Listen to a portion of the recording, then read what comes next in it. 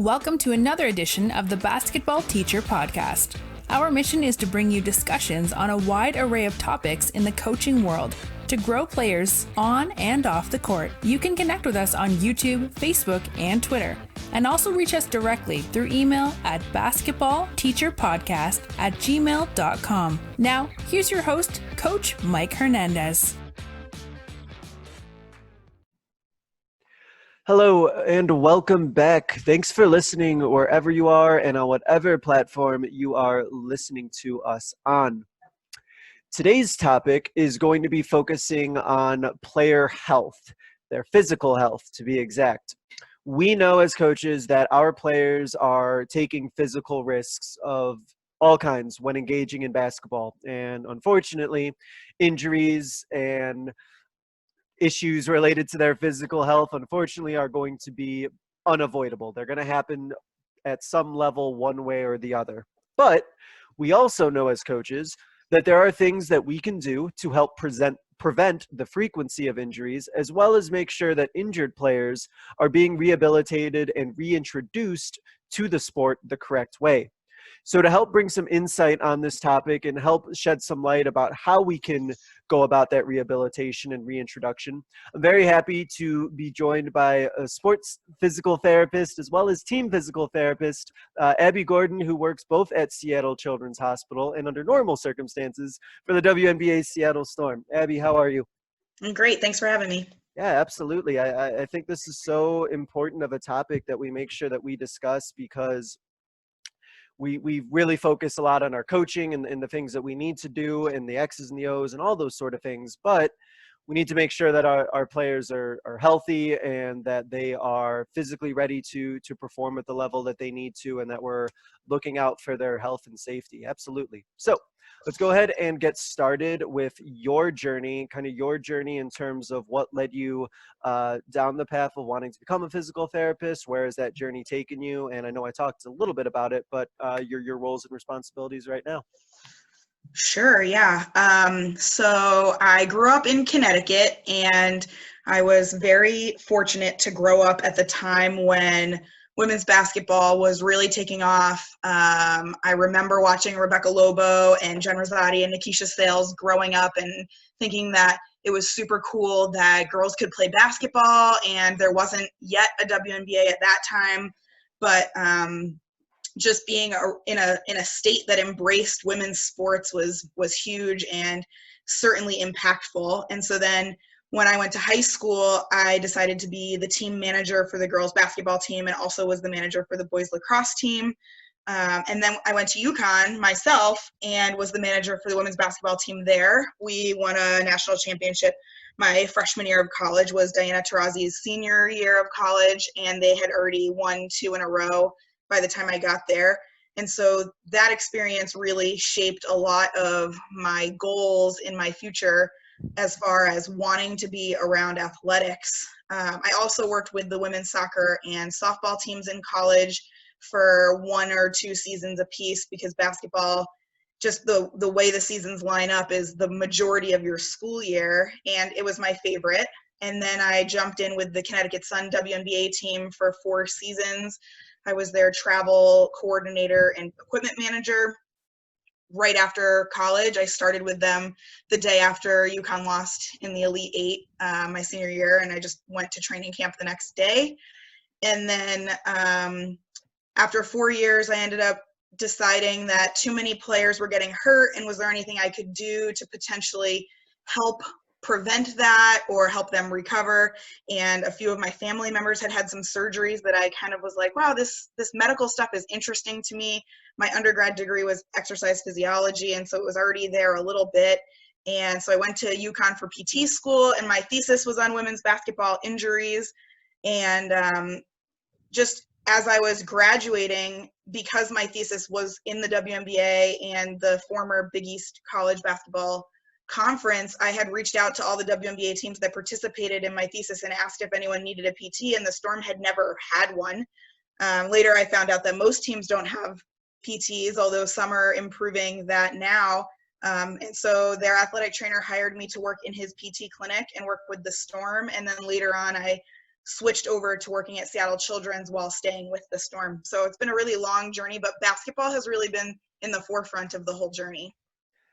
Well, it sounds like if you're gonna get interested in women's basketball and make that journey onto the WNBA, there isn't too many schools that are better to go to than UConn. So it Yeah. sounds like that was the perfect school to go there. And I think it's really interesting that you mentioned how the injuries was something that you noticed right away. Let me just touch on that really quickly before we start. Was there a certain type of injuries, or was it a case where there was just all types of injuries that were happening relatively frequently that you noticed?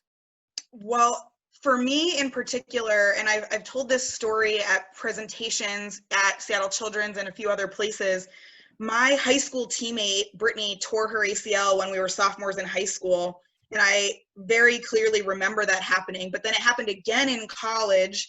Nicole Wolf, I was feet away from her. There was no one playing defense. She was just doing like zigzag drills when she tore hers. And I remembered Shea Ralph doing it, watching it on TV when I was a little kid. And then in the WNBA, I think it was 4 of the athletes that I became close with who tore theirs. I'd have to count back in my head again, but just I think the everyone talks about the ACL, and part of that is the length of the recovery. So with, there's tons of ankle sprains, and I know we're going to get into some of the specific injuries later on, but the ankle sprains people recover from so quickly that it doesn't really linger with you the same way. And just watching my friends or watching the athletes that I worked with recover from this really long, arduous process, I think that was the biggest impacting injury that pushed me towards PT.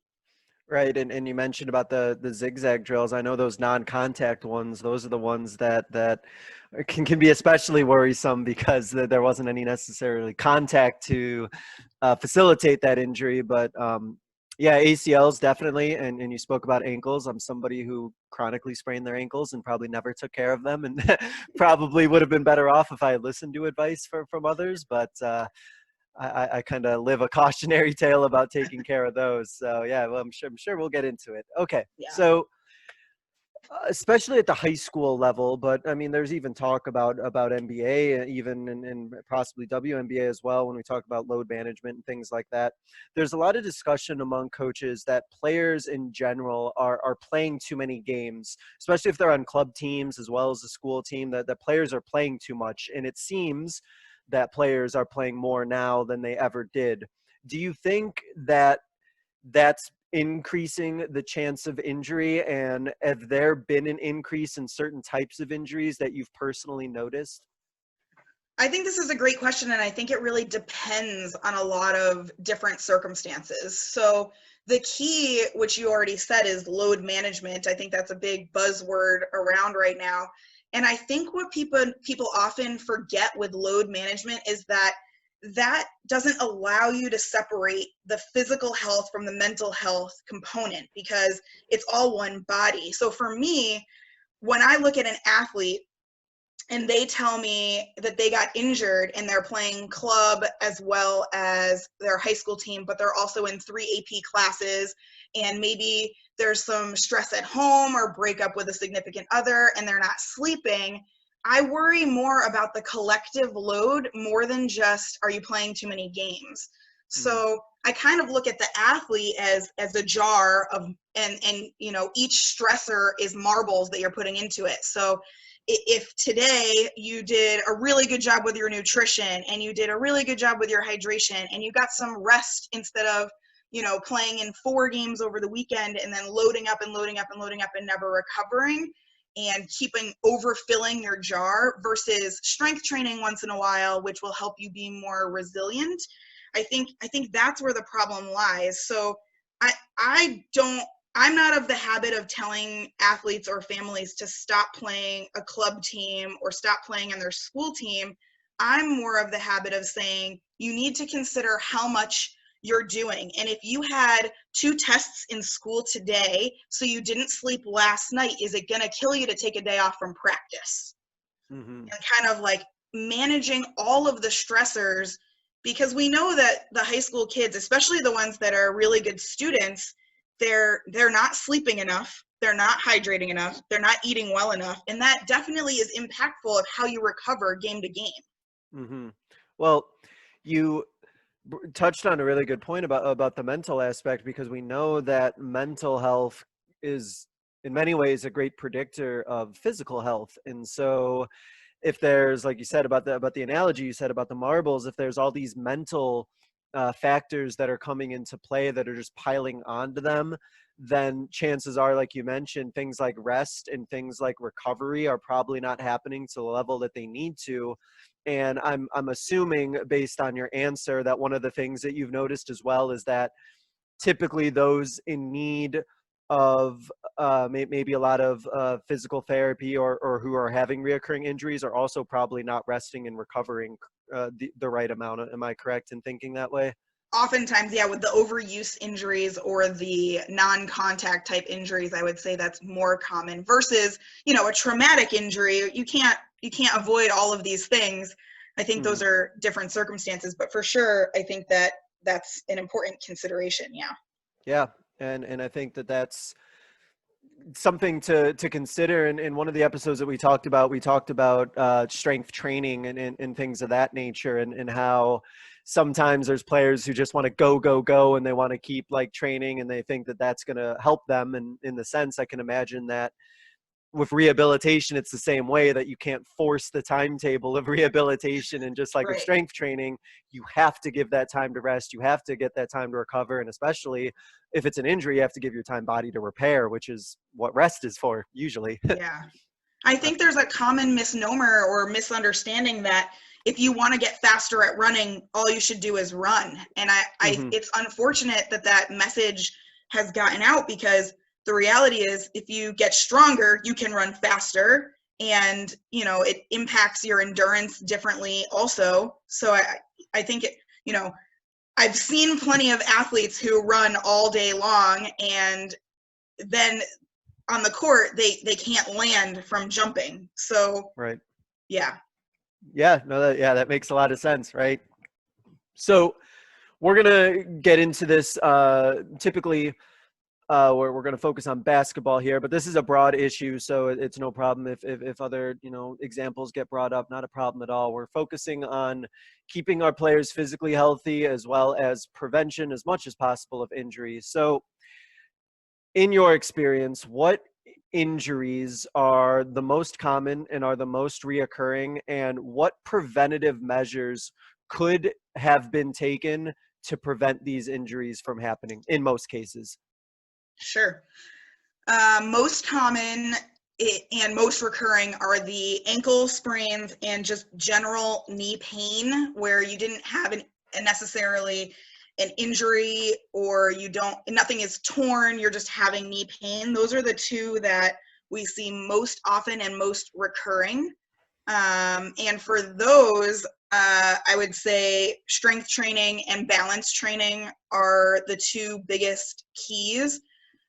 Unfortunately, with ankle sprains, sometimes once you've done it, you're a little bit more susceptible to it happening. And so then there's the big conversation of whether or not ankle braces are the right road to go down. And I think that there's pros and cons based on what your individual body really looks like and how severe your ankle sprains were, whether or not that's a good idea. But sometimes it really does make a big difference between injury recurrence, and sometimes I think it puts you at more risk for other injuries. So I'm more not supportive of the ankle bracing unless you had a really pretty severe ankle sprain, and I usually recommend just for during games. But for the knee pain, strength training and just being not overdoing it with the cardio. I very often think that some of these teams have been running far too much and not really working on body mechanics and strength and squat, jump, landing, that kind of stuff. I think that it makes a lot of sense when you mention about the ankle injuries in particular, that one of the issues that occur is the way that athletes land and the way that they come down, because a lot of times, I know it happened with me, like when I came down, that's when I would have that ankle sprain or I would have that ankle injury. So do you think then that there does need to be more of an emphasis on those things about landing and the way that a player comes down, or are there certain techniques that a player should maybe be keeping in mind of how they come down? I know so many coaches cringe when players come crashing down on one leg, and I know they're really worried about that.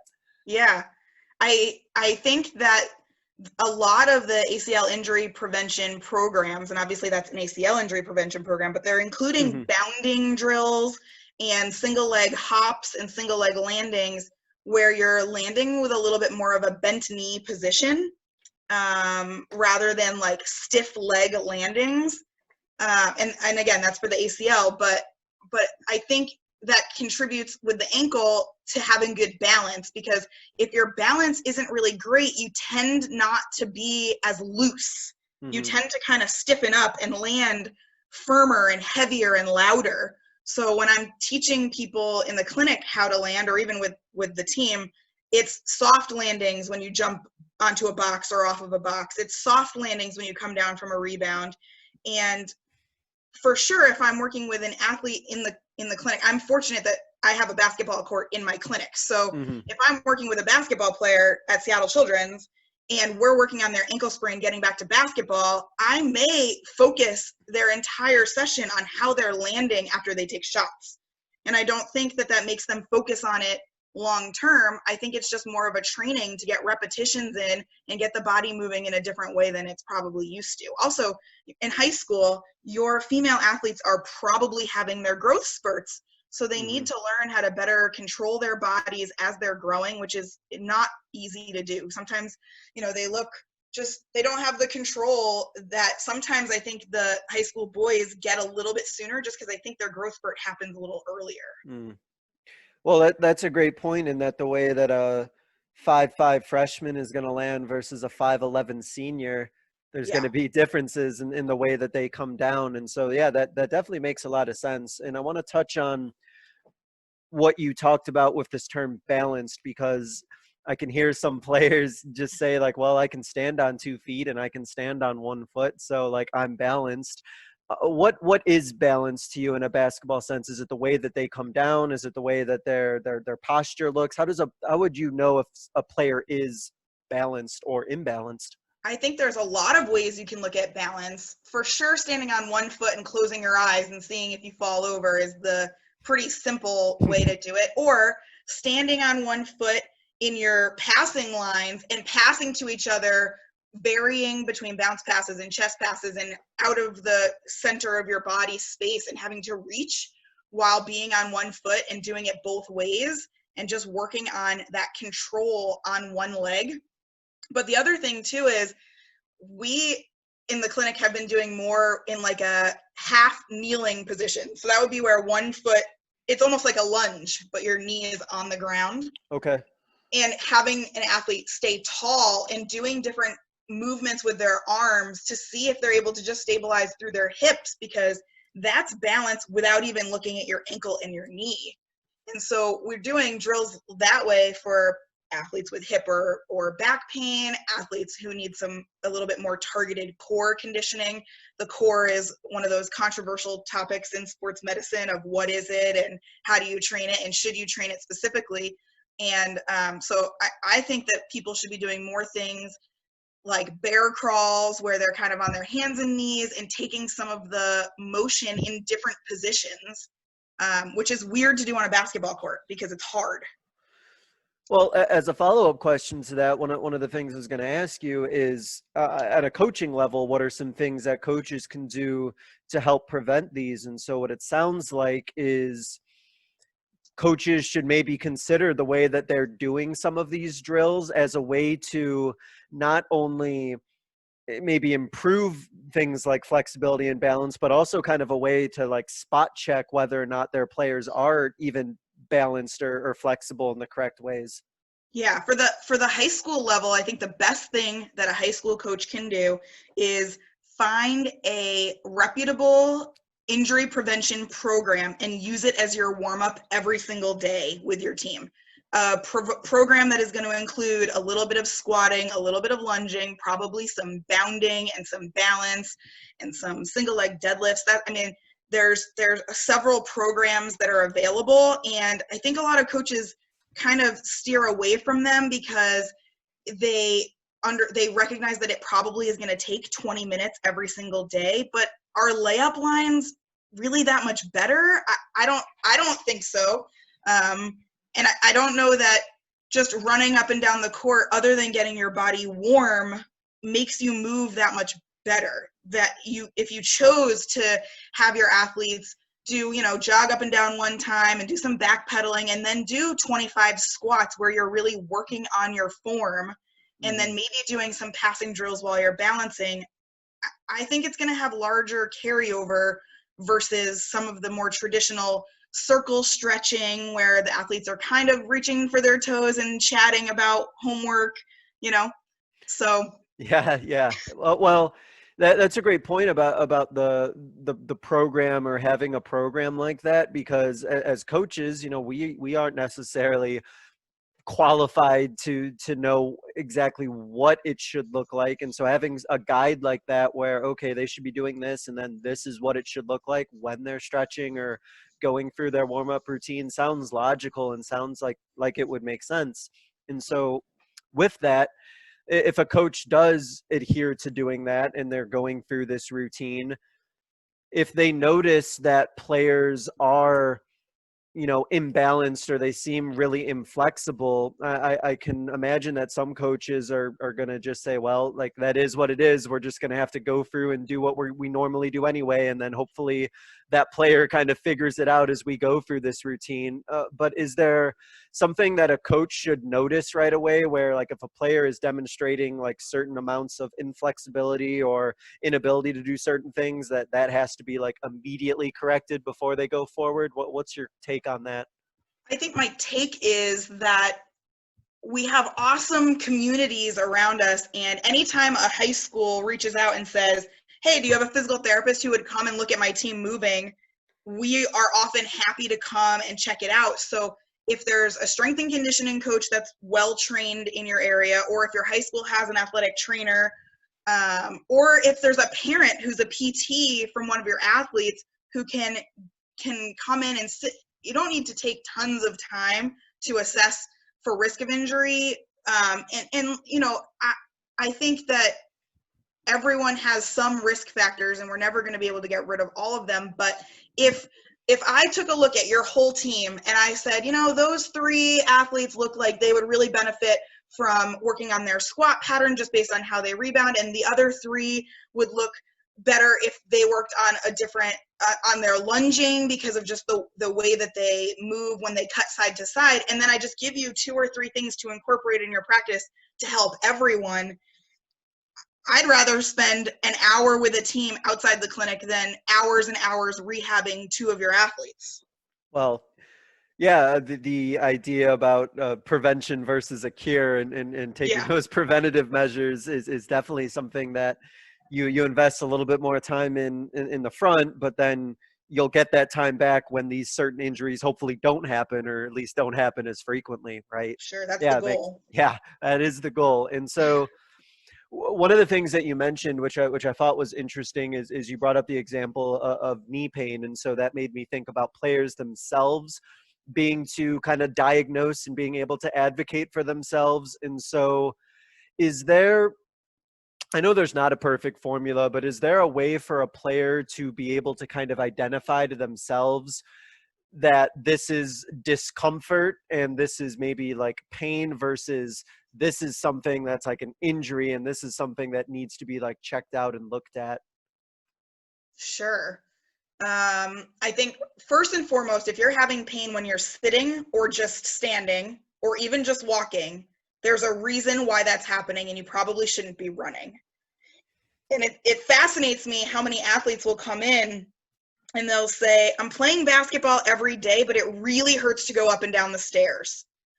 And it doesn't necessarily mean that they have an injury, but it's for sure saying that something is going on. And going up and down the stairs is less stress than coming down for a rebound. But I think you notice it because you're doing 12 stairs right in a row, and you might just do a rebound here and a rebound there, and there might be enough time in between. Mm-hmm. So for sure, if they're having an impact in their daily life, I feel like it needs to be considered and checked out before, but that doesn't necessarily mean they have to stop playing. I've been a physical therapist for 6 years, and I think I've told 3 athletes that they needed to stop playing their sport in 6 years. And for all of them, it was short term, and there are specific injuries that you really can't play through, but they're not super common in basketball other than concussion. And no physician would medically clear you from a concussion if you weren't recovered anyways. But Right. So usually I am excited to say play your sport and let's work on moving in a different way to get you able to tolerate it better. So I think if they can't tolerate their daily life, that should be a big enough trigger. Like, let's get them checked out while they keep playing. But that's what I'd look for. Yeah, and it sounds like for a coach then that they need to build an environment where they can have those quick check-ins with their players so that the players will say something to them, because I think one of the things that players may get confused about, or there may be some miscommunication about, is that players may think that, you know, discomfort or pain or being hurt, that's just like what comes with playing basketball, and that just is what it is, and you just work through it. But as you mentioned, if there's certain things in their just everyday routine that are causing them this discomfort, then a coach should be able to have an environment where they could bring that up with their player, or just if it comes up in conversation, that a player would feel comfortable enough, like telling them or telling somebody, and then that coach would be aware of it and be able to kind of go from there. I think another thing on that topic too is parents need to be aware of how much ibuprofen or over-the-counter medications their kids are taking. I had a teammate, and she still to this day takes so much ibuprofen, and she always did for her knees in high school, and that was just what she thought she had to do to get through. And now she runs marathons with ibuprofen, but she takes less because she finally started lifting weights and changing some of the way that she stressed her body. And I don't know that a coach would necessarily notice that, because they're Right. probably not doing it, right on the sideline. But I do think that from a medical perspective, that can be pretty dangerous, especially if they start taking more and more of it to try to get through. So something that, to float around with the parents of, hey, is your kid carrying ibuprofen in their duffel bag? Because I'm not saying that they shouldn't. I'm just saying it needs to be something that's kept track of. Yeah, that's a great point, and definitely the best coaches and I think the best teams have that collaborative environment with the parents, with the players, and with the kids. And it may seem like a strange conversation, but that should raise, at least a question, or at least something on a coach's radar. Like, okay, like this player feels the need to, have ibuprofen all the time, or they're constantly talking about this, that, or the other with their physical condition. And again, it might not be where a player directly even says it to a coach, but I think a coach just needs to be aware of like the things that are maybe said offhand or said to their teammates, and be able to kind of address it and kind of go from there if the information that they get. Yeah. So when players do get hurt and they do get injured, I know that pretty much all of them, they want to get back to playing as soon as possible, and so they're gonna do their therapy, and in most cases I hope that they're gonna adhere to what they need to do while they're in therapy. But what do players need to be aware of to make sure that they're doing outside of their therapy sessions? And are there things that players do at home or whatever the case may be that end up lengthening their recovery time? Yeah, that's a great loaded question. For sure, athletes go back too soon, and that lengthens the recovery process. And I wouldn't say that happens too much. That happens with athletes who were told that they need to stop playing their sport for a specific reason, like a surgery, and come back too soon having not met criteria. So like with an ACL surgery at my hospital, you have to pass a certain set of criteria before you're ever going to be cleared to play your sport. But for sure, we hear of athletes going back sooner than they've been cleared. And then if there's always the concern of how much more risk of injury are you at that point. But putting that aside, I think that what I see the most is fear after missing time with teams. And so I think the biggest thing with an injured athlete is to be around your team. So if you have an ankle sprain and you're only going to sit out for 2 weeks, you should be at the court doing your physical therapy exercise program while the team is practicing. You should be engaged in conversation with your teammates and your coaching staff. And you should be learning, because when you have the bigger, longer recovering injuries, usually the skills you start to fall behind because you haven't been around your team. And you feel a little bit like you let your team down by having this injury, and there's guilt. And it's really sad how many athletes do all this recovery from some of their injuries and then don't want to go back because they have been away from their team for too long. So I think one great thing coaches can do is, give your athlete the first few days of recovery if they've had an injury, and then reach out and say, here are the ways you can help the team even though you can't be on the court. And then obviously they need to be doing their home exercise programs, but I think that coaches can be interacting with physical therapists and athletic trainers if they have them. I've definitely talked with many of our local coaches, even if it's just a list of, hey, your athlete had an ankle sprain. I want them to shoot 100 free throws every day so that they're at least getting their hands on the ball and standing, but I don't want them doing any jumping or running. And I'll write out, here are things that are okay, here are things that are not okay for the athlete to do. And a lot of the times, unless you have a back injury, which isn't super common in basketball, why aren't you doing core exercises with your teammates? If your team is getting into the weight room, do the bench presses if you have a leg injury. There's always a way to get the athlete involved with the team so that they don't get so separated, and then their mental block, I think, is better later on. So again, the mental injury component going in with the physical, but the exercise programs are usually pretty comprehensive if you have a good PT. So.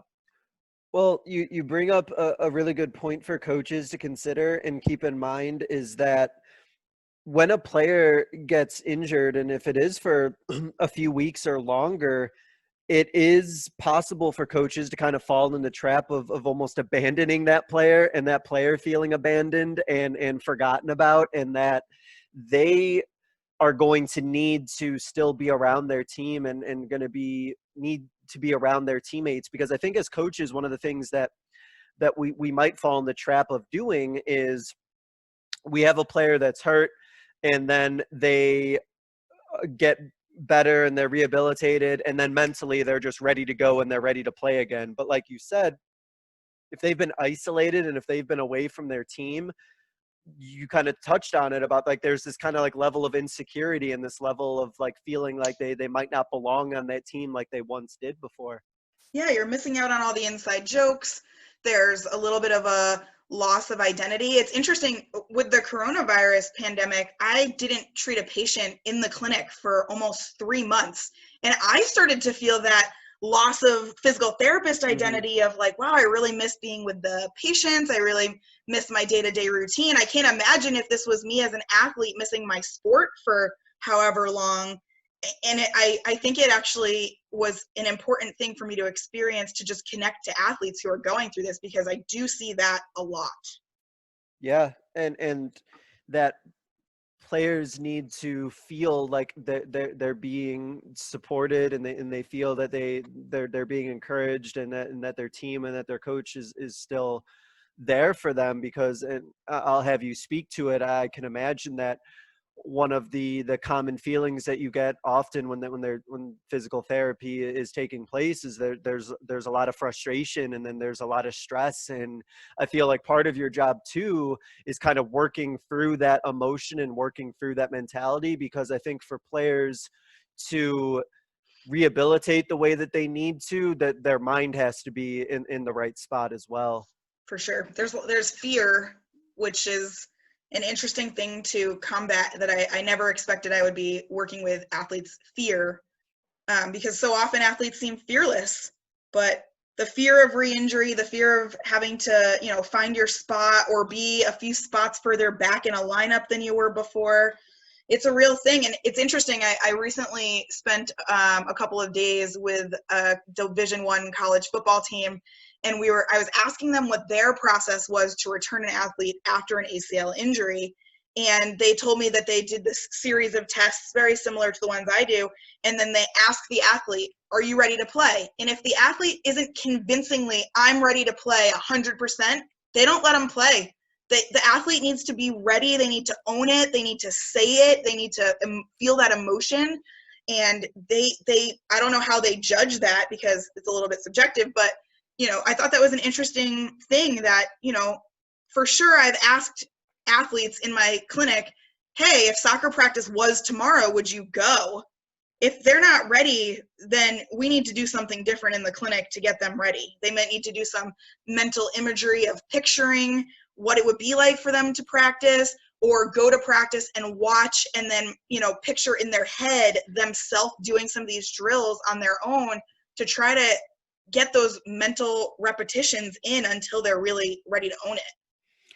Yeah, that makes a lot of sense. And that, as you've mentioned, and it's funny because we talk about, physical therapy and physical therapists, but it's also mental therapy as well. And that for a lot of our athletes, right, they almost seem invulnerable, or maybe they felt invulnerable, but then they have that injury, and then there's that fear because maybe it's the first time they've really felt that like vulnerability before, and they felt like they're human in a sense. And so it could be a little bit earth-shattering. But it's a great point that you mentioned that as a physical therapist or even as a coach, we don't get to make the determination as to whether or not like a player's ready to go, even if they seem to be ready to go. Like the player has to, like you said, they have to own it, and we have to kind of work through it with them. And part of that is that there's a fear of re-injury. I'm sure. I know when I hurt my ankle, I was like super hyper aware of it, and it probably affected me a little bit in terms of playing. And so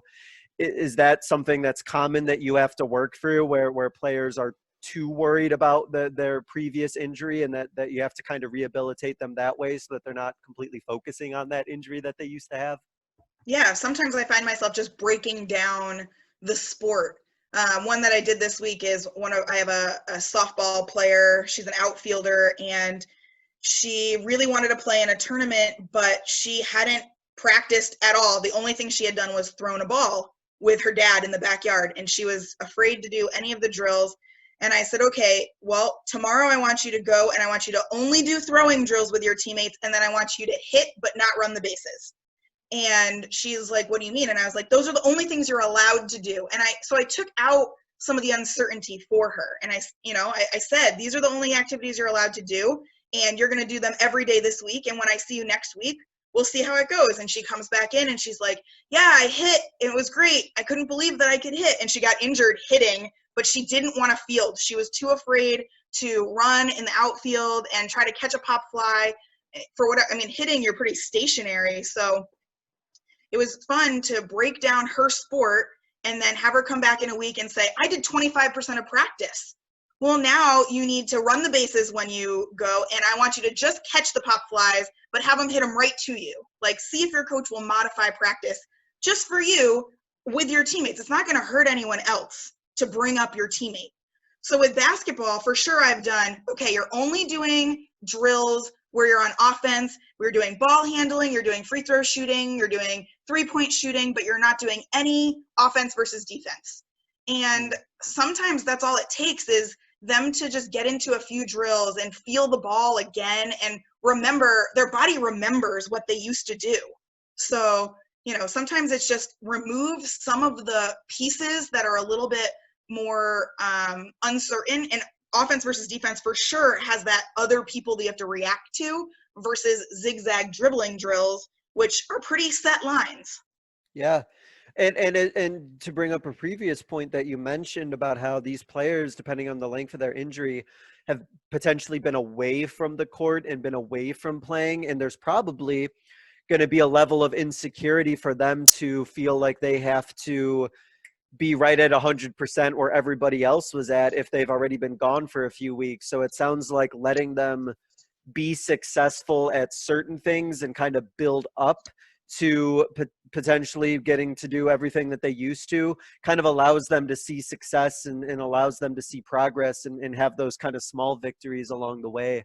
Absolutely. Yeah, it's there's so much mental to this, you know. It's a huge Yeah. mental component, and I think that I'm really glad that you mentioned this because you know, for coaches, I think and I say we because I know I probably have felt that way, that if a player is healthy and they say that they're healthy, that's like, okay, well, I'm not going to treat you any different than everyone else. Like, let's go out and do everything. But that might be ending up doing a disservice. And so for coaches, is that the recommendation that you would give for safely reintegrating these players back, that it's a slow reintroduction, even if the player does feel like, hey, I feel completely fine and comfortable, like let me go do everything? Should coaches, kind of as a general rule, kind of do that slow reintegration and slow progression to get players back into practice and games? Yeah, I think that probably correlates a little bit with how long the athlete has been out.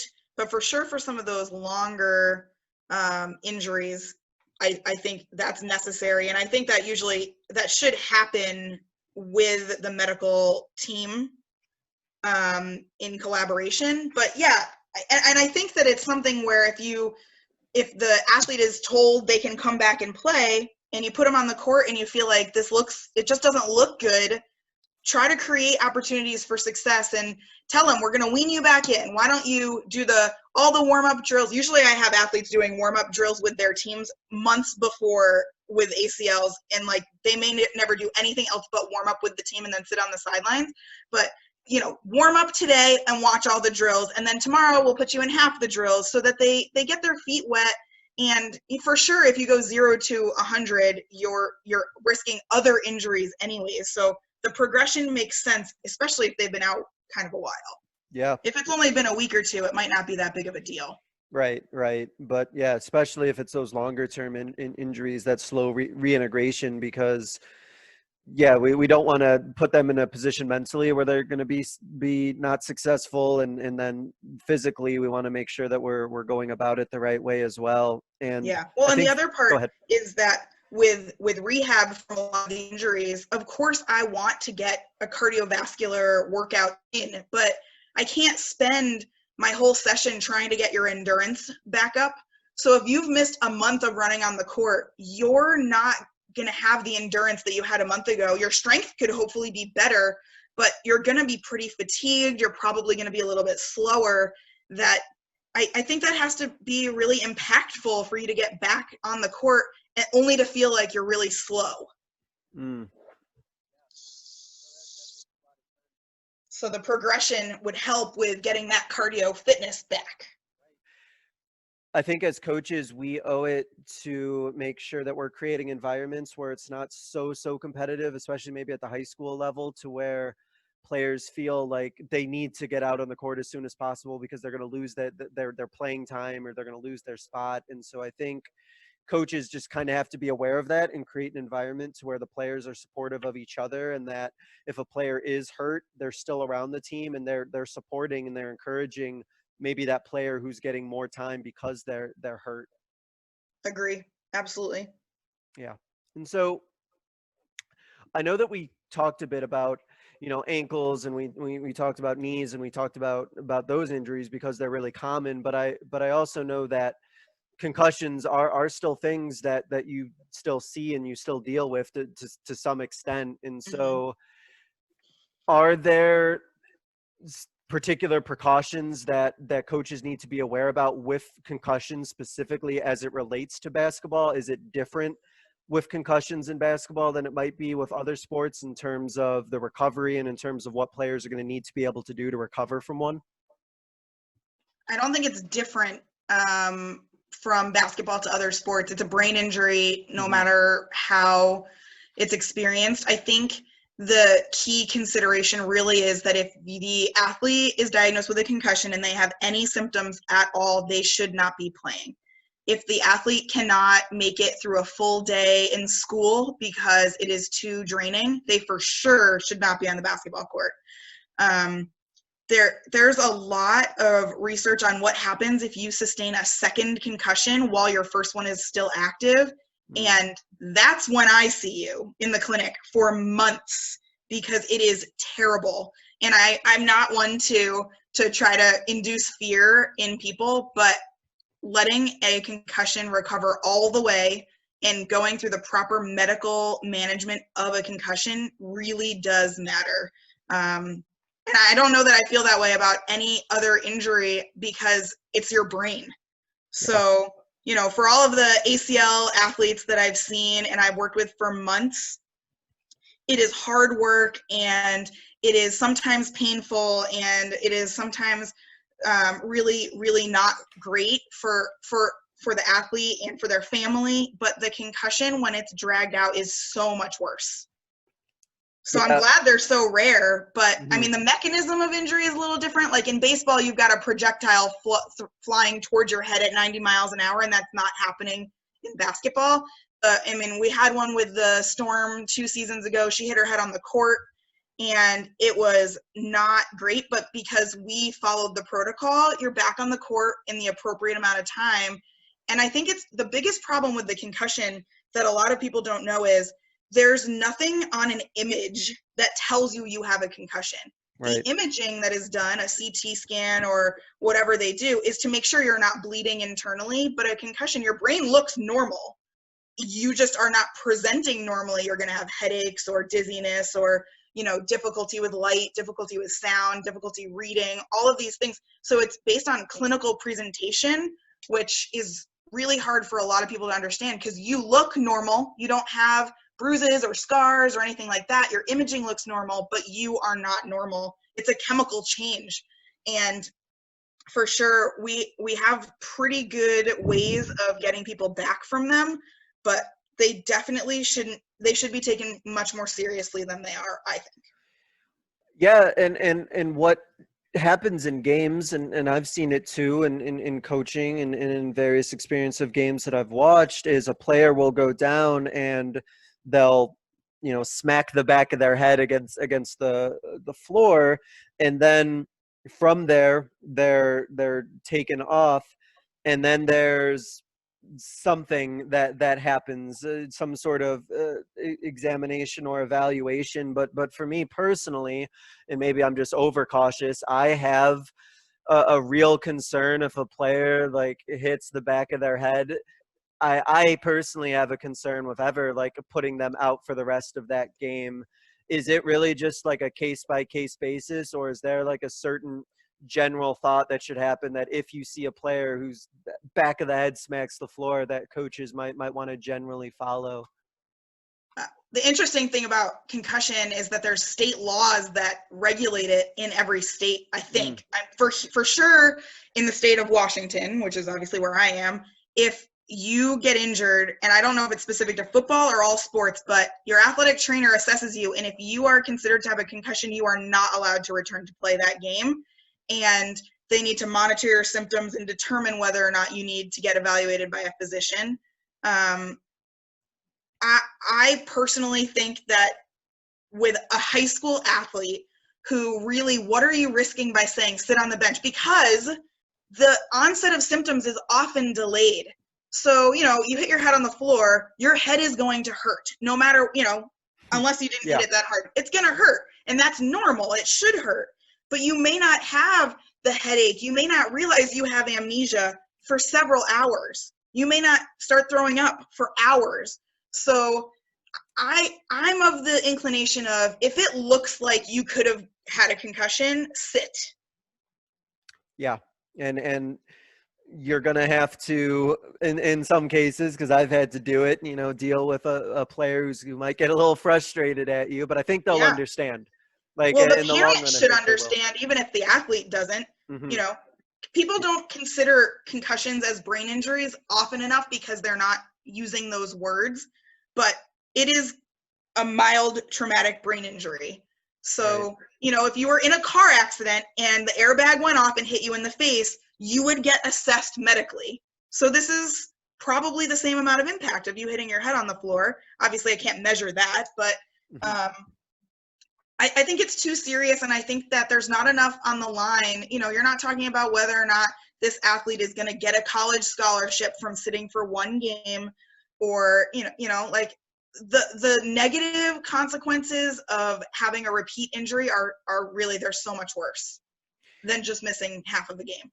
Well, you bring up a good point about the terminology. I think if we use terms like mild brain injury versus major brain injury in lieu of concussion, I think that might illuminate some people and then get them thinking about it a little bit more seriously if we use that sort of terminology. But yeah, you're right in that, what's the game worth in that moment. And as coaches, it's not about us either. Even if it's our best player and we're going to lose that game, well, okay, like it's going to be what it's going to be. And that it's, brain injuries to me and anything with concussions, it just doesn't seem like anything that's worth messing with, especially like you said, that these symptoms can be delayed, and you can have these symptoms that come up later. And then you don't want a situation where a player got hurt in the second quarter and they came out in the second half, and then an hour after the game they're displaying all those symptoms. I don't think any coach would want to, or any parent either, would want to have to go through something like that. Yeah. Right. There's also cool information about how quickly the younger athletes recover from them versus over age 20, which is an interesting kind of cut line, where the high school athlete who gets a concussion, like 80% recover within 2 to 3 weeks. So yeah, that's time away from your sport. But the reality becomes, if they get a second one, like I said, I don't see them until they've had symptoms for usually 3 months. So if you've had concussion symptoms for 3 months and then I see you for several more months, it can be so much worse. Like, I'm actually struggling with words because it's so hard to express. When they're bad, they are really bad. When they're good, it's funny because I'll get one on the schedule and they'll be scheduled at like 3 weeks out of their concussion and they're 100% fine, and I just do a screening test and I'm like, great, so glad to see you're good to go. But then there's those other ones where they have missed school for weeks on end. They can't eat, they can't sleep, and you have to completely restructure day to day and get them out of failing classes, let alone playing their sport. Yeah, and then the issue becomes so much greater than their sport because they're not sleeping, they're not eating, right. they're doing bad in school, and it just creates a lot more issues than if it was properly taken care of. And I know of people who had gotten concussions in high school, and they'll tell you that they're probably still not completely over them, or they've just gotten so used to whatever those symptoms are now that that's just part of their life to some extent, and that those are things you definitely don't want to have reoccurring ones. And I believe that if once you do get one, you are more susceptible to getting more in the future, if I'm correct in thinking that. I don't know if you're more susceptible or if just the recovery is prolonged and your symptoms are usually not as light. Like, I think they're worse each subsequent time. Right. Okay, that makes a lot of sense. So, I think right after you've had one, you might be more susceptible because your reaction time is usually slowed down. So somebody's running at you and you would normally be able to react, or in a car, your reaction time of stopping is delayed. But I think that other than in that, right after injury period, I don't know that you're at more risk. Right. No, that makes more sense. And that if you're already kind of recovering from one, then you are potentially going to be in situations where another could happen because, like you said, of those delays or whatever the other symptoms that you're going through are. Right. That makes a lot of sense. And so how should, ideally, in a perfect world, how should coaches, particularly at the high school level in particular, how should they be using their athletic trainers? What is the best way to make the most use out of them so that the athletic trainer isn't just like the person that they got to see when they're hurt? Because I feel like that isn't necessarily the most positive relationship if players only see their athletic trainers, oh, this is the person I'm going to because I'm hurt. Yeah. So the hardest part of that is that a lot of the time the athletic trainer is one person for however many athletes you have at your school. Yep. I think it's amazing the strides that the Athletic Trainers Association has made to try to get every high school to have an athletic trainer. And that wasn't a thing. I mean, I had one in high school that was just for football. And, our athlete tore her ACL. There was no athletic trainer available. So you just had a parent helping out. But I think, not that that's bad, but I think that potentially finding a way for you, first of all, having a relationship with the athletic trainer as the coach is helpful. So at least knowing who they are, when they're available, if you need them, maybe even asking, hey, the season's about to start. Is there any way that you can come meet with us and see if there's any, injury prevention techniques that you can provide for our team at one practice? And for sure, asking them what they recommend as far as things that you can do for your athletes if they've worked with them post-injury. So I don't know how your school sets it up. Every school is different, but some of the schools here, the athletic trainers are mostly employed by Seattle Children's Hospital, which is where I work. So it's kind of great because we kind of have a relationship. And if they think, oh, this athlete needs some work or they're having some pain, they can send them to physical therapy and we're in easier access of communication. Yeah. So, and they're medically intelligent and able to help with injury prevention. So, if maybe they have a injury prevention program that they recommend for you guys to use as your warm up and then would be willing to help you implement it. But for sure, I think there's too many teams that don't interact with the athletic trainer that they have. Maybe they just don't know what athletic trainers do. So a connection with the coach, maybe having the athletic trainer come and spend 1 or 2 sessions if they're available to do it. And even more importantly is if you don't have a school strength and conditioning coach, figuring out a way to work strength training into your team's routine, I think will go a very long way. And the athletic trainer may be able to help you with that if your team doesn't already have it.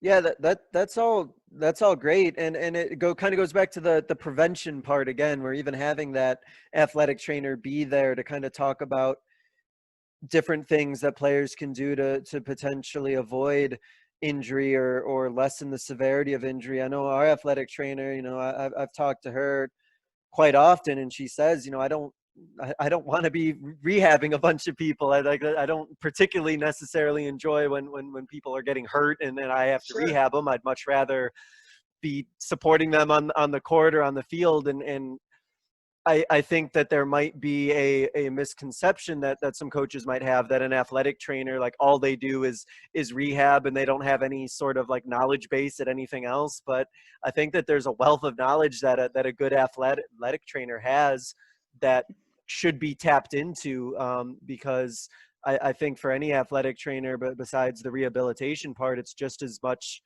gratifying for them to be able to teach something so that those players avoid having to have rehabilitation in the first place. Sure. They're medical professionals, and I think that often gets overlooked just because of their title, which differs from strength and conditioning coaches who are not medical professionals. And that's an interesting, difference to understand in sports. Especially right now, though, the Strength and Conditioning Association is working towards getting better with their certifications, but there are some people who are just doing that job without any certifications, and that sometimes can be problematic. So that's why I defer to the athletic trainer and say, who do you think should be training us? Do you have recommendations of things we should be doing, especially if they know your athletes?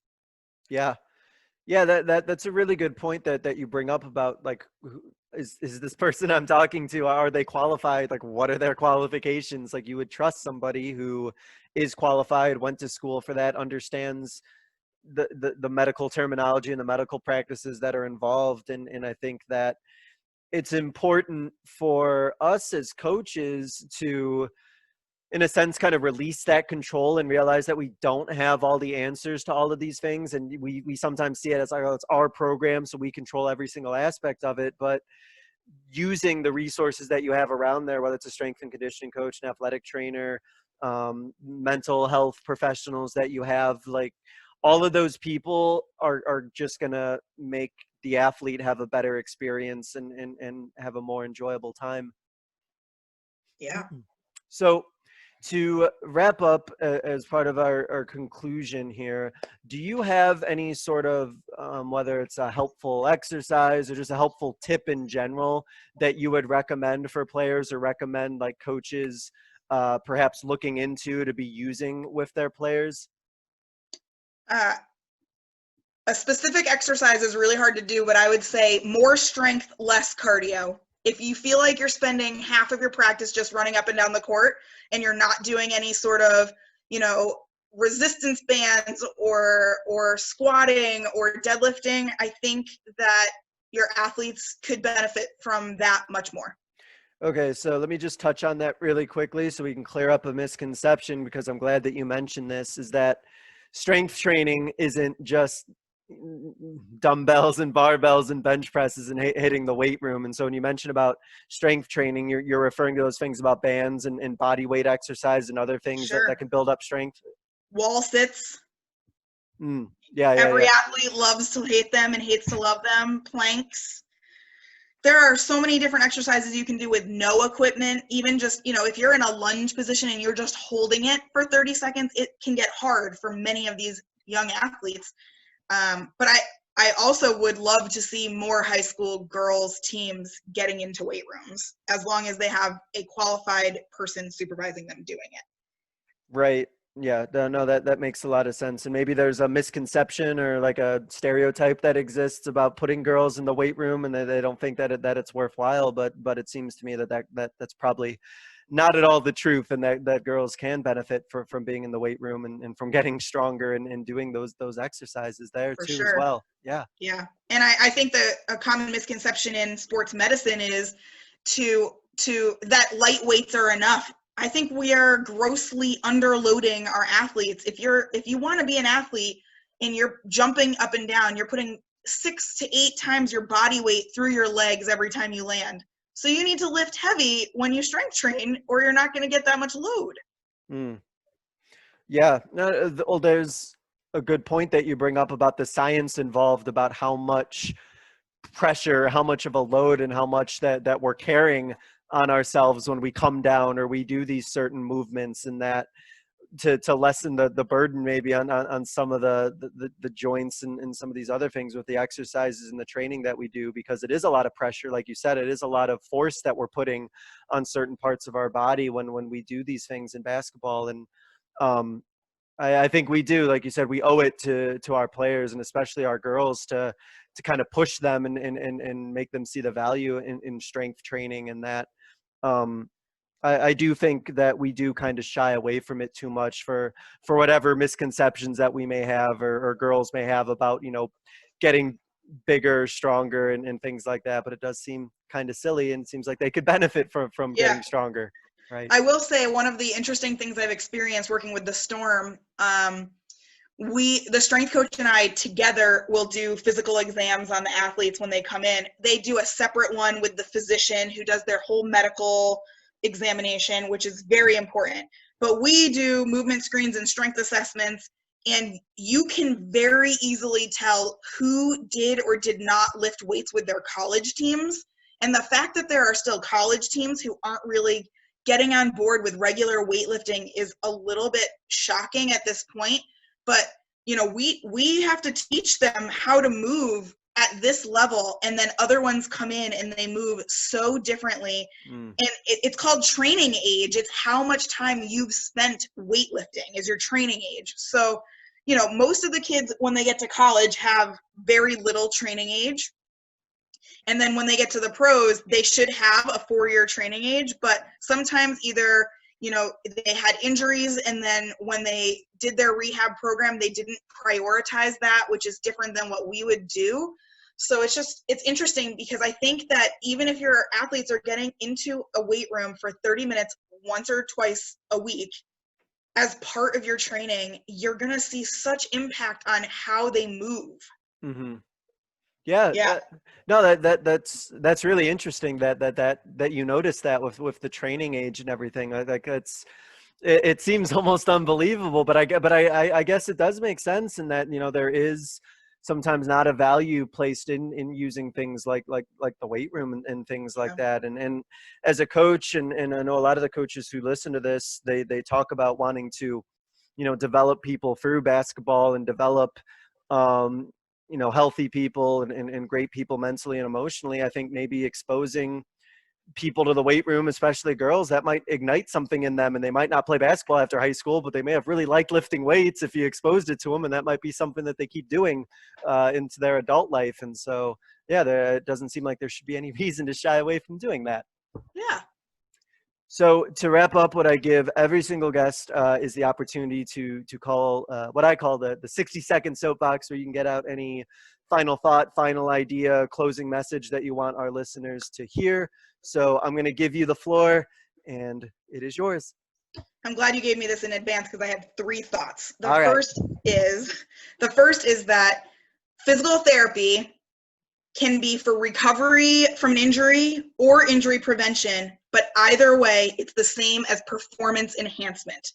You want to be a better athlete, you need to recover from injury, and you need to prepare to prevent injury. So that we've talked about quite a bit. The second is that we talked a lot about the high school athlete, but if you're younger than high school, you should not just be playing one sport. Find a different one to play, vary it up in the seasons, or you need to be weightlifting to vary things at the very least. I don't think anyone should be specializing in one sport, at least until they're age 14. For girls, if you don't have your period yet, you should be playing more than one sport and letting your body adjust to all these stresses. And you should be able to have conversations with someone medically if things with your body aren't developing the way they normally should. Like your moms or your dads or your coaches need to be able to have that conversation. And then the last one is for the coaches that are listening. I think that for coaches, because they have interest in injury prevention, could do more to learn about strength and conditioning, whether that be following certain strength coaches online or reading the book that we use in order to certify as strength and conditioning coaches. I'm certified as a strength and conditioning coach. It's not very, very, very hard in order to certify. So you could read the textbook too. But I think that the more knowledge coaches have about strength training, the more injury prevention we're going to be able to get underway, and the less athletes I'll see in the clinic. Love it. All of those were great thoughts and great ideas. And I really like the closing one that you mentioned, is that we as coaches, we talk about all the time getting better at our craft and getting better at coaching, but getting more knowledgeable about things about strength and conditioning and fitness are essential if we do want to get better as coaches, because that goes with developing the whole athlete and the whole person. And so becoming more knowledgeable in that area, I think would be definitely something that we should keep in mind as well. So yeah, those are all great thoughts. And I want to thank you again for joining us to talk about not just physical therapy, but about prevention and about just lifestyle in general, and making the correct choices, and especially the mental aspect of injuries and recovery and rehabilitation. This was a really insightful conversation. I think our listeners got a lot out of it. So Abby Gordon, I want to thank you again for joining us, and I hope the recovery goes well with all your athletes. I hope you're able to interact and see them more, and good luck going forward with everything. Yeah, thanks. If you need any help, let me know. Awesome. Will do. Thank you guys for listening. This is another edition of the Basketball Teacher Podcast. We will see you guys next time. Thank you for listening to another edition of the Basketball Teacher Podcast. Make sure to connect with us on YouTube, Facebook, and Twitter, or reach us directly through email at basketballteacherpodcast@gmail.com. Take care, be safe, and we'll see you next time.